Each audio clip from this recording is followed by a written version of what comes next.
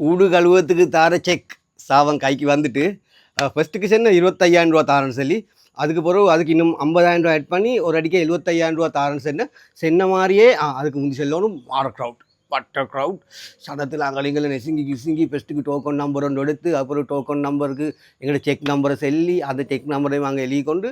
check நம்பரை வேறு சைடில் செல்லு டோக்கன் நம்பர் வேறு சைடில் போகிறோம் செக் நம்பரையும் எழுதி கொண்டு டோக்கன் நம்பருக்கு போய்த்து ஒரு மாதிரியா 3 ஹவர் கட்டை எடுத்துட்டு செக் எடுத்துக்கொண்டு வந்தேன் இனி 50,000 ரூபா 25,000 ரூபா சேர்த்து 25,000 ரூபான்னு சொன்னதுக்கு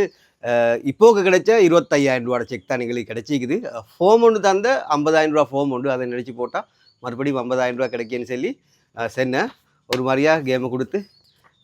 கட்டை ஒன்று திண்டு 25,000 ரூபா செக் எடுத்து வந்த ஊடு கழுவு முடிஞ்சு இனி வைஃப் 10,000 ரூபா கேட்குறா அவன் மாச்சல் பட்டா ஊடு கழுவத்துக்கு பாவமே கொடுத்து போடும் ஏன்னா அவன் ஃபுல் கட்டை ஒன்று திண்ட வெள்ளம் அந்த டைம் ஊடு கழுவத்துக்கு சாமானங்களை இழுத்து எல்லாம் செஞ்சு இனி அவருக்கு 10,000 ரூபா எனக்கு 15,000 ரூபா இலக்கிரி